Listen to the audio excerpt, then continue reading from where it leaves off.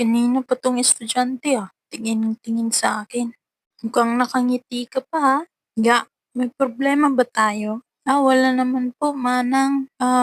Puwede ko pong hawakan yung tiyan niyo po? Ay, ang cute, sumisipa pa si baby, eh. Uy, hindi ako buntis. Ay Lord, 'di ko po sinasadya. Babawi po ako kay manang. Ay manang, ang cute po pala ng anak niyo. Ha? Hindi ko yan nanay. Dali at sumakay ka na sa jeep. Dumaan pala ako sa Jollibee, tas napabili ako ng burger. Bumili rin ako ng spaghetti. Sino kayang kausap ni Ale? Nagugutom ka na ba? Masarap itong binili ko. Gusto mo ba? Ay, okay lang po. Wag na po. Salamat po. Ay, paabot lang yun sa mister ko. Ay, wag na. Sa bahay ko na lang kakainin. Bibigyan ko pa si Joy Joy. Mag-asawa pala si Ale at si Manong driver, eh.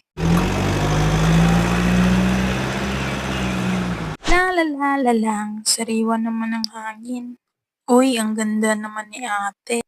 Ate, pakiabot po. Ate ka dyan.